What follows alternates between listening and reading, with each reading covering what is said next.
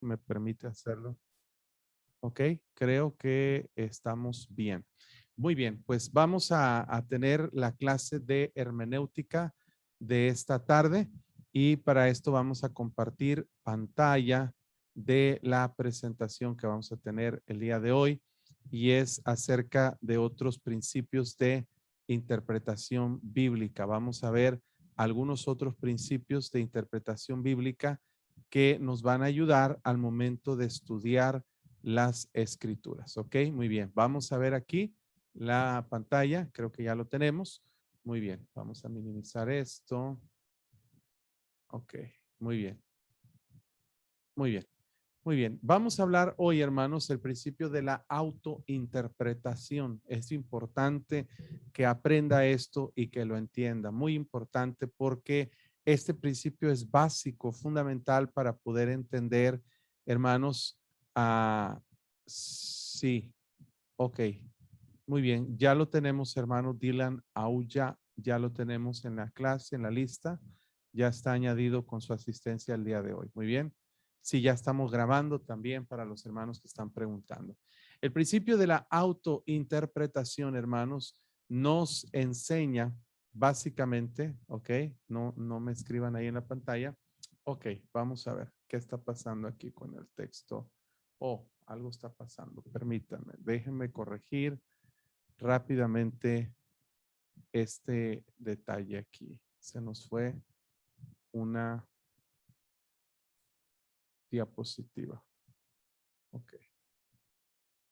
Permítanme, hermanos, ¿sí? Algo se me faltó aquí. Me faltó una diapositiva y la voy a agregar. Nada más denme un segundito porque sí la tengo, nada más que por alguna razón se borró. Ok, aquí lo tengo. No se me preocupe. Solamente copio y pego el texto. Eso es todo. Ya está. Un segundito. Ya lo tenemos. Ok, ahora sí. Vamos a ver qué es que enseña el principio de la autointerpretación. Ok, aquí lo tenemos. Ahora sí. Muy bien. Este principio, hermanos, enseña que la Biblia es su propio intérprete. Entonces, hermanos, la mayoría de los casos, hermanos, que nosotros batallamos para interpretar un pasaje en la Biblia, debemos dejar que la Biblia se interprete a sí misma. Por ejemplo, estoy enseñando los miércoles el libro de Apocalipsis y en este libro de Apocalipsis, hermanos, hay varios, por ejemplo, estamos ahorita en el capítulo 4. Juan presenta ahí, hermanos, una escena en el cielo y básicamente ahí en Apocalipsis 4 nos presenta Juan lo que es el arrebatamiento de la iglesia y menciona un trono en el cielo y menciona ciertas figuras o ciertas cosas que él trata de interpretar como lo que era el piso de donde estaba el trono. Nos enseña que había 24 tronos y había 24 ancianos. ¿Cómo podemos interpretar a qué se refieren esos 24 ancianos? Bueno, pues la Biblia nos da una correcta interpretación de estas palabras. También nos habla de truenos, de relámpagos, nos habla de voces, de lámparas de fuego, de los 7 espíritus de Dios. Todo esto, hermanos, sería muy complicado darle un sentido si no usamos el principio de la autointerpretación. Por ejemplo, voy a compartirles un versículo que dice ahí que en delante del trono dice que ardían 7 lámparas de fuego, las cuales son los 7 espíritus de Dios, 7 espíritus de Dios. ¿Cómo puedo yo de alguna forma interpretar este pasaje? ¿Cómo puedo interpretar usando el principio de la autointerpretación? Vamos a mostrarles aquí el texto, a ver si ustedes lo pueden ver. Creo que ya lo pueden ver, Apocalipsis 4:5. Estamos viendo ahí, ¿verdad? Del trono salían relámpagos, truenos y voces, y delante del trono ardían 7 lámparas de fuego, los cuales son los 7 espíritus de Dios. ¿Cómo puedo yo saber qué son los 7 espíritus de Dios? Bueno, dejo que la Biblia se interprete a sí misma. En el capítulo 1, versículo 4, dice la Biblia que Juan escribe a las 7 iglesias, ¿sí? Y luego habla que gracia y paz del que es, el que era, el que ha de venir, de los 7 espíritus, que están delante de su trono. ¿Cómo podría interpretar este pasaje? Buscando alguna referencia en la Biblia a 7 espíritus, podemos encontrar en Isaías capítulo 11, versículo 2, cuando habla de una profecía acerca de Jesucristo y de su reino, nos menciona que saldrá una vara del tronco de Isaí y un vástago retoñará de sus raíces y reposará sobre él, note aquí y cuéntele. Dice el Espíritu de Jehová, es uno, Espíritu de sabiduría, otro, dos, de inteligencia, tres, espíritu de consejo, cuatro, de poder, cinco, de conocimiento, seis, y de temor de Jehová son 7. Entonces, puedo entender, usando este pasaje como referencia, que la Biblia se puede interpretar a sí misma, que los 7 espíritus de Dios no son 7 espíritus diferentes, sino 7 características del mismo espíritu de Dios, que es el Espíritu Santo. Entonces, nada más para darles un ejemplo, ¿verdad? Puedo yo coincidir y puedo yo entender que este principio de autointerpretación me ayuda a entender pasajes de la Biblia que no tienen un significado muy claro, y muchas veces vamos a ver que la Biblia se interpreta a sí mismo. Esto quiere decir que al estudiar cualquier pasaje de las Escrituras, tenemos que leer otros versículos en la Biblia que se relacionan con el texto que estamos estudiando y dejar que estos otros versículos nos expliquen mejor el pasaje. Estos versículos se llaman pasajes o textos paralelos o pasajes paralelos. Se refieren al mismo tema. Usted sabe que las líneas paralelas son dos líneas que van iguales, semejantes, una a un lado de la otra. Y bueno, por eso se les llama textos paralelos, porque son textos que hablan sobre un mismo tema. Por ejemplo, en Mateo 3, 13 al 17, habla acerca del bautismo del Señor Jesucristo. Si miramos este texto, podemos ver algunos detalles sobre el bautismo de Jesús, pero si leemos la misma referencia en Marcos 1, 9 al 11, nos va a dar otros detalles acerca del mismo tema. Entonces, como son los dos mismos, los pasajes del mismo tema, de la misma historia, de la misma situación que estamos estudiando, podemos obtener cosas de uno y de otro pasajes. Vamos a tratar de leer un poquito estos pasajes. Vamos a empezar con Mateo y vamos a buscarlo aquí. Este es el programa que yo uso para estudiar, porque aquí tengo la Biblia, tengo diccionarios, tengo concordancias, tengo referencias y tengo la mayoría de los textos que puedo necesitar. Mateo 3:13 será el primero que vamos a estudiar. Mateo 3:13, nada más para enseñarles un poquito aquí. 3:13. Entonces Jesús vino de Galilea a Juan al Jordán para ser bautizado por él. Mas Juan se le oponía diciendo: yo necesito ser bautizado por ti y tú vienes a mí. Pero Jesús le respondió: deja ahora, porque así conviene que cumplamos toda justicia. Entonces lo dejó. Y Jesús, después que fue bautizado, subió luego del agua, y aquí los cielos le fueron abiertos, y el Espíritu de Dios que descendía como paloma y venía sobre él.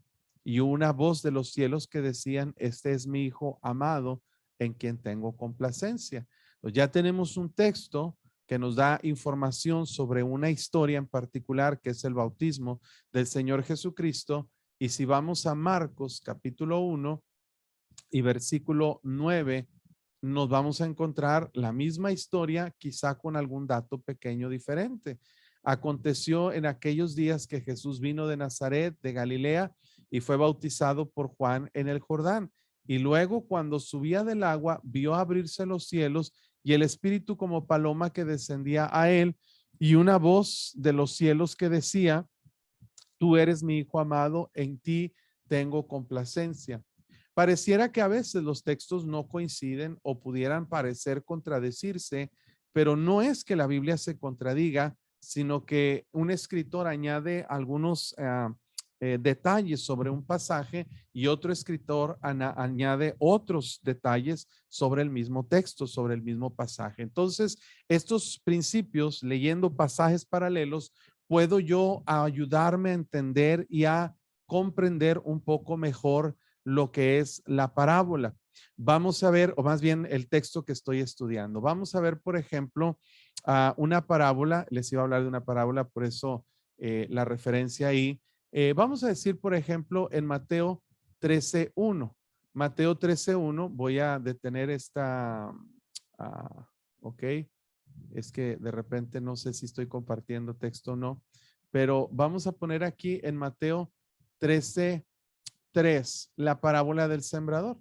Dice, he aquí el sembrador salió a sembrar y mientras sembraba, parte de la semilla cayó junto al camino y vinieron las aves y la comieron. Parte cayó en pedregales donde no había mucha tierra y brotó pronto porque no tenía profundidad de tierra, pero salido el sol se quemó y porque no tenía raíz se secó. Y parte cayó entre espinos y los espinos crecieron y la ahogaron, pero parte cayó en buena tierra y dio fruto cual a 100, cual a 60, cual a 30 por uno. El que tiene oídos para oír, oiga. Tenemos ahí, hermanos, una parábola descrita por el Señor Jesucristo. Ahorita vamos a estudiar más sobre ella, pero vamos a ver que los pasajes paralelos nos ayudan a entender mejor un texto. Entonces, cuando estudiamos un pasaje bíblico, debemos leer otros versículos acerca del mismo tema, de la misma historia. ¿Para qué, hermanos? Para que la Biblia nos dé más luz y podamos interpretar correctamente las escrituras. Cuando no aplicamos este principio, puede resultar en muchas enseñanzas y predicaciones falsas o equivocadas. Por ejemplo, hablando aquí de la parábola del sembrador, en una ocasión alguien estaba predicando y trató de dar una interpretación, una explicación a esta parábola de Mateo 13:3 al 8 y empezó a decir, por ejemplo, que digamos que significaba algo en particular, cada asunto que no tenía nada que ver con la parábola como Jesús la estaba dando. Cuando un texto, hermanos, se deja a una interpretación privada, nunca va a haber una coincidencia. La gente por eso piensa que la Biblia nadie puede llegar a una misma conclusión, pero no es así. La Biblia dice que ninguna escritura es de interpretación privada o ninguna profecía es de interpretación privada, porque los santos hombres de Dios hablaron siendo inspirados del Espíritu Santo. Entonces, hermanos, cuando una persona trata de explicar a su propia manera lo que es el significado de un pasaje, se va a equivocar. Debemos dejar que la Biblia se interprete a sí mismo. Entonces, ahí tenemos, por ejemplo, vamos a ver este ejemplo del que estamos hablando, de la parábola del sembrador. Por ejemplo, aquí tenemos el sembrador salió a sembrar. Nos dice que parte cae junto al camino. Yo me puedo imaginar y puedo explicar algo sobre esto y puedo hablar de las aves que las comieron y puedo decir que las aves, yo me puedo imaginar algo, las aves pueden significar tanto, digamos, hermanos, alguien que quiere robar o alguien que quiere estorbar y bueno, hay muchas interpretaciones que pudiéramos darle a cada texto. Pero ¿qué es lo mejor? Que la Biblia se interprete sola. Si avanzamos un poquito en este mismo capítulo de Mateo capítulo 13, vemos que le preguntan los discípulos acerca de esta parábola y Jesús da la explicación en el versículo 18.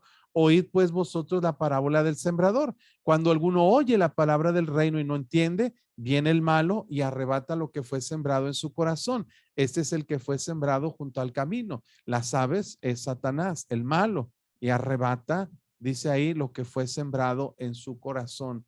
Luego dice, el que fue sembrado entre pedregales es el que oye y al momento la recibe con gozo. Oye la palabra, la recibe, pero no tiene raíz en sí, sino que es de corta duración. Al venir la aflicción o la persecución por causa de la palabra, tropieza, se desanima fácil porque tiene un corazón que no es receptivo, que no es dócil a la palabra de Dios. El número 3, el que fue sembrado entre espinos, dice, es el que oye la palabra, pero mire lo que dice, el afán, los espinos son el afán de este siglo y el engaño de las riquezas ahogan la palabra y se hace infructuosa. Mas el que fue sembrado en buena tierra, este es el que oye, el que entiende la palabra y da fruto y produce a 100, a 60 y a 30 por uno. Entonces ahí tenemos la parábola del sembrador. Si leemos un pasaje paralelo en Marcos capítulo 4, versículo 1, vemos la misma parábola de la misma manera, pero explicada de una manera como la percibe el evangelista San Marcos. Bueno, según los relatos que él escuchó, las enseñanzas que él recibió y recopiló, vemos aquí en Marcos la explicación de esta parábola. Mire aquí, Marcos 4:14 nos da un poco más de detalle. Dice, no sabéis esta parábola, ¿cómo entenderéis todas las parábolas? El sembrador es el que siembra la palabra de Dios, o sea, refiere a un ganador de almas, a un predicador. Y estos son los de junto al camino, en quienes se siembra la palabra, pero después que la oyen, viene Satanás y quita la palabra que se sembró en sus corazones, ¿sí? Se les olvida, Satanás los distrae, los desanima, cualquier razón. Capítulo 4, versículo 16. Los que fueron sembrados en pedregales, que cuando oyeron la palabra al momento la reciben, pero no tienen raíz, son de corta duración, viene la tribulación, la persecución, es salido el sol y por causa de la palabra luego tropiezan. Los que son sembrados entre espino oyen la palabra, pero no te los afanes y el engaño de las riquezas, y añade una cosa aquí, las codicias de otras cosas entran y ahogan la palabra y se hace infructuosa. Entonces ya tenemos un detalle adicional que Marcos añade. Si nos vamos a Lucas, que también menciona la parábola del sembrador, vamos a ver que Lucas también refiere la parábola y la explica más adelante. Entonces tenemos a 3 de los evangelistas dando la misma historia, el mismo pasaje, y vale la pena leer los pasajes paralelos para entender mejor la explicación. Aquí nos dice la parábola, la semilla es la palabra de Dios. Entonces, Marcos me dice quién es el sembrador, Lucas me dice quién es la semilla, y ya tenemos un poco más de información complementaria para interpretar correctamente el pasaje, la parábola. Los de junto al camino son los que oyen, viene el diablo, quita de su corazón la palabra para que no crean y se salven, o sea, no son salvos. Versículo 13, los de sobre la piedra son los que habían oído, reciben la palabra, pero no tienen raíces, crecen por algún tiempo, en el tiempo de la prueba se apartan, la que cae entre espinos son los que oyen, pero yéndose son ahogados por los afanes, las riquezas y añade otra cosa, los placeres de la vida y no llevan fruto. Estos son cristianos, son salvos, pero no llevan fruto porque tienen espinos que son costumbres malas que ellos permiten en su vida que ahogan el crecimiento de la palabra. Pero todos coinciden en el mismo, el que fue sembrado en buena tierra. Entonces, de esta manera, los pasajes paralelos me ayudan, hermanos, a tener una mejor comprensión del texto que estamos estudiando. Luego tenemos el principio del significado normal. Hasta aquí alguna pregunta del principio de la autointerpretación. Está muy sencillo y vamos de lo más sencillo, lo más elemental a lo que es un poquito más complicado. Entre hoy y la otra semana estaremos entrando, hermanos, a las figuras literarias, que es donde vamos a patinar un poquito y tenemos que explicar bien los tipos de figuras literarias. Pero hasta aquí, ¿alguna pregunta de alguien, hermanos? ¿Alguien? ¿O soy muy buen maestro? ¿O ustedes muy buenos alumnos que todo lo entienden a la primera? ¿O de Pastor, plano? una pregunta, pastor. Diga, hermano. Lo escucho.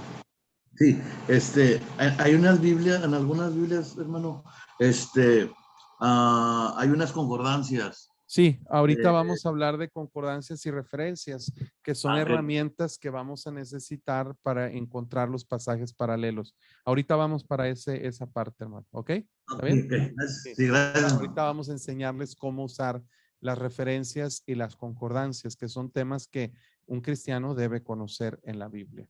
Ok, Ok. si no hay más Gracias. preguntas, avanzamos con el principio del significado normal. El significado normal, este principio se declara que debemos tomar cada palabra en la Biblia o en cualquier escrito con su significado normal, a menos que el contexto o la enseñanza general de las escrituras o en ese mismo texto indique que es un significado o que su significado sea simbólico o figurativo. Uno de los errores más comunes de los testigos sin Jehová es, hermanos, que ellos se amparan bajo este significado simbólico. Si usted les enseña Apocalipsis 21:8, les salen por la tangente diciendo eso es simbólico. Y usted tiene que preguntarles, ¿dónde dice que es simbólico? No, pues es que no puede ser real, porque Dios no puede ser injusto, Dios no puede mandar nadie al infierno. Bueno, eso tú lo dices, pero la Biblia tiene un significado normal. Cuando la Biblia habla una palabra, su significado es el que conocemos, literal. Sí, hermano, el significado normal de una palabra es su significado normal y ordinario. Un río quiere decir un río verdadero, a menos que la Biblia dice que el río es otra cosa. Como en un caso vamos a ver, les voy a enseñar un pasaje donde habla de que un río no es un río, pero la Biblia nos dice que no es un río. Mire, por ejemplo, Apocalipsis capítulo 12. Vamos a ver esta visión de la mujer en el cielo y nos dice aquí, hermano, mire, apareció en el cielo una gran, ¿qué? ¿Qué es la palabra que usa? ¿Alguien? ¿Lo ve? ¿No lo ven? Señal, Señal. señal Cristo. Ahí ya lo ven, ¿verdad? Sí, Apareció señal. en el cielo una gran señal. Ok, ahí ya no está diciendo la Biblia, esto es una señal, es un símbolo, no es literal. Ok. Ah, ¿saben qué, hermanos? Estoy usando mi cuenta de Zoom y se nos va a cortar la transmisión en 10 minutos, pero no se preocupen. Vamos a empezar otra con otra cuenta. Entonces, hasta donde termine la reunión, vamos a concluir. Pero aquí nos dice que es una señal, que es una mujer vestida del sol. Ok, ya sabemos que no es una mujer y que no está vestida del sol, que es una señal. Por eso no puede ser la Virgen María, ni la Virgen de Guadalupe, ni nada por el estilo, ¿verdad? Y luego dice con la luna debajo de sus pies y sobre su cabeza una corona de 12 estrellas. Sabemos que aquí habla del pueblo de Israel y lo vamos a estudiar más a detalle. Dice, clamaba con dolores de parto, en angustia de alambramiento, y luego apareció otra señal, un dragón escarlata que tenía 7 cabezas, 10 cuernos, y en su cabeza 7 diademas. Ya sabemos que es una señal, aquí también lo dice. Y su cola arrastraba la tercer parte de las estrellas del cielo. Dice, el dragón se paró frente a la mujer que estaba para dar a luz, a fin de devorar al hijo tan pronto como naciese. Ella dio a luz un hijo varón, ya sabemos, y más adelante dice que luchan, pero dice ahí más adelante, ¿ok? Vamos a ver, a brincarnos algunos versículos y dice, perdóneme, dice aquí, pero la tierra ayudó a la mujer, pues la tierra abrió su boca y tragó el río que el dragón había echado de su boca. Ok, aquí está. Y la serpiente arrojó, versículo 15, de su boca tras la mujer agua como un río para que fuese arrastrada por el río. Ok, entonces nos dice que es una señal. Si buscamos la definición de río en la Biblia, nos va a identificar que río hace referencia a multitudes. Y vamos a ver que este río que avienta el dragón es una multitud de persecución de personas que persiguen al pueblo de Israel. Entonces, a menos que la Biblia dice que es algo simbólico, que es una señal, el significado normal nos lleva a entender que el significado de cada palabra es el que la Biblia dice, ¿ok? Por ejemplo, una montaña quiere decir una montaña verdadera, un cordero quiere decir un cordero verdadero, a menos que la Biblia diga lo contrario o nos especifique de que se trata de una señal. El significado figurativo o simbólico de una palabra es cualquier otro significado que no sea el significado normal u ordinario. Y aquí es donde les digo, los testigos de Jehová les enseñas versículos, hay 172 versículos en el Nuevo Testamento que hablan acerca del infierno y en todos ellos te van a decir, eso es simbólico, pero no te van a saber explicar por qué dicen que es un símbolo, Cuando es un símbolo, ¿qué representa ese símbolo? Normalmente un símbolo representa algo que es peor que aquello con lo que se representa. Entonces no hay ninguna lógica en la evasión de los comentarios que ellos usan para decir que un infierno no es un infierno, que el lago de fuego no es un lago de fuego. Sería muy complejo entender las escrituras si todo tuviera un significado simbólico y todo fuera a libre interpretación de cada persona. Eso no es así, hermano. Cada uno puede entender claramente lo que la Biblia enseña si aplicamos principios de la hermenéutica. En Juan 6:35 nos dice aquí, por ejemplo, Jesús dice, yo soy el pan de vida. El que a mí viene nunca tendrá hambre y el que cree en mí no tendrá sed jamás. Juan 6:35. La palabra ahí, hermanos, debemos interpretarla literalmente como hacen los católicos cuando dicen, tomad, comed, esto es mi cuerpo que por vosotros es partido.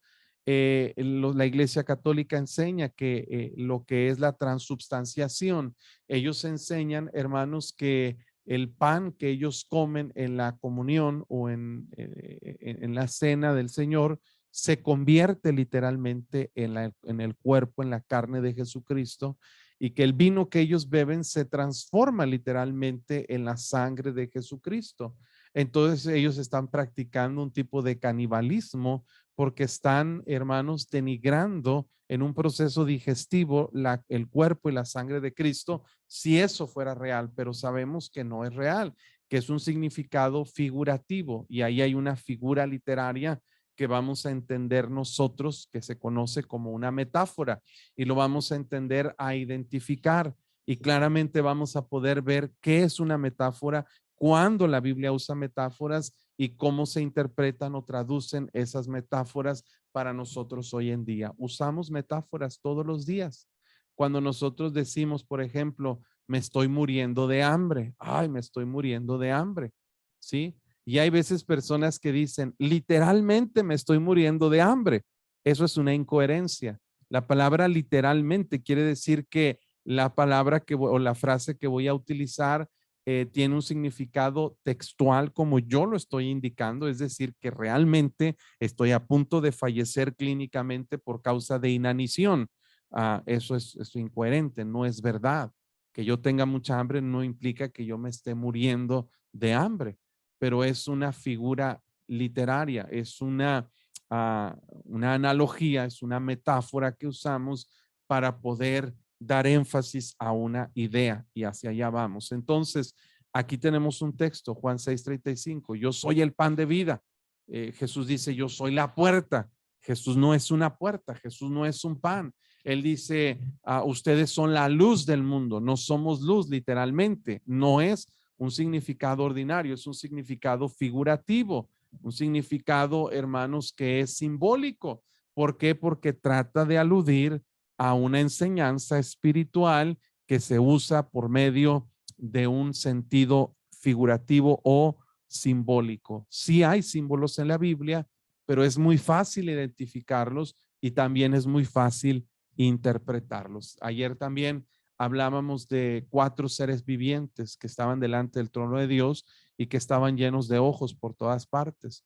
Entonces, cualquiera que lee eso va a imaginar que está hablando de extraterrestres, de aliens o alienígenas que vinieron a la tierra y que están haciendo una conquista en el mundo, y que el arrebatamiento en la iglesia tiene que ver más que nada con una abducción extraterrestre, como ya el mundo trata de explicarlo y el diablo ha tratado de crear una explicación para poder argumentar por qué desapareceremos millones de cristianos en este mundo. Pero un cristiano que interpreta correctamente las escrituras no va a batallar para interpretar y para poder entender lo que Dios nos está diciendo. El principio de significado normal es que las palabras significan lo que significan literalmente.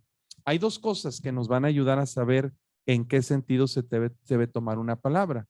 Una es el contexto y la otra es la enseñanza general de las escrituras, el tema general de las escrituras. Muy bien, hermanos, se nos va a terminar la reunión por causa de esto que estoy utilizando una cuenta que no debería. Esto a un minuto de que se cierre la cuenta. Voy a terminar la clase ahorita. Voy a esperar unos 5 minutos, hermanos. Les voy a dar un pequeño receso. Les voy a dar 10 minutos para que vean que soy muy bueno. Y vamos a regresar con la segunda parte o la segunda hora de la clase. Exactamente vamos a entrar con la ayuda de Dios a las 9 de la noche. A las 9 de la noche les voy a mandar, pero les voy a pedir algo. Sean puntuales porque vamos a necesitar el tiempo. Entonces, por favor, no tarde para iniciar sesión. Si usted no entra en los primeros 5 minutos, ya no lo voy a dejar entrar porque quiero que entiendan todos lo que estamos hablando y lo que estamos enseñando. Esta parte de la enseñanza queda grabada y en exactamente, bueno, en 10 minutos voy a mandar el enlace desde unos 3 minutos antes y a las 9 en punto los dejo entrar a todos para empezar la clase a tiempo. ¿Sale? Dios los bendiga, hermanos. Nos vemos ahorita.